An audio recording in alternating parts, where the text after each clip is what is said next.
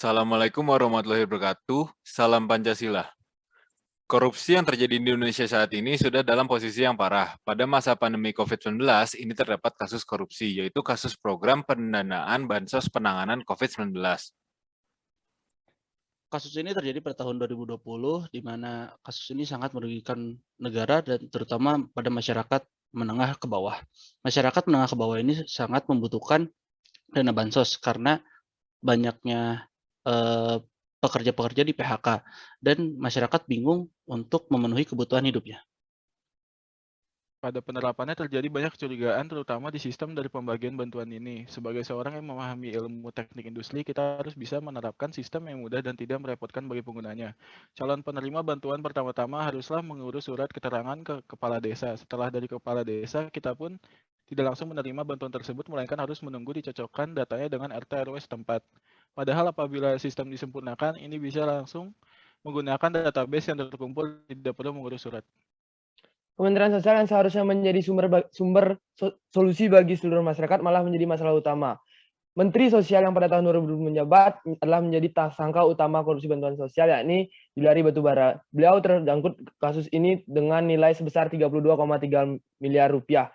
Hal ini sangat bertolak belakang dengan Pancasila, terutama sila kedua yang berbunyi kemanusiaan yang adil dan beradab. Bansos ini sungguh tidak adil bagi masyarakat kecil dan hanya menguntungkan orang besar. Beruntungnya KPK dengan cepat bekerjasama dengan lembaga anti korupsi menangani kasus kali ini dan patut diapresiasi karena sudah mengadili tersangka dengan sangat bijak. Nah, kemudian perlu adanya tindakan yang dapat memberantas terjadinya korupsi karena merusak sistem perekonomian yang imbasnya berakibat kepada kesejahteraan masyarakat. Adapun beberapa solusi yang dapat mengurangi angka korupsi.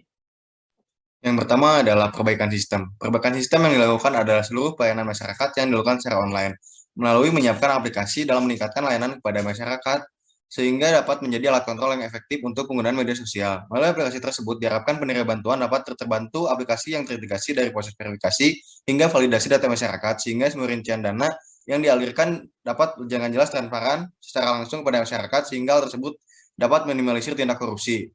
Yang kedua, edukasi dan kampanye. Melalui edukasi dan kampanye, KPK membangkitkan kesadaran masyarakat mengenai dampak korupsi, mengajak masyarakat untuk terlibat dalam gerakan anti korupsi.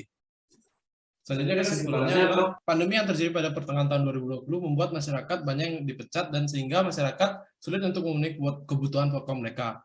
Lalu pemerintah melakukan bantuan sosial kepada masyarakat yang kemudian muncul kecurigaan pada sistem bantuan sosial tersebut. Dan yang menjadi masalah adalah Menteri Sosial yang menanggung-jawabi urusan tersebut menjadi tersangka utama untuk kasus korupsi bantuan sosial ini.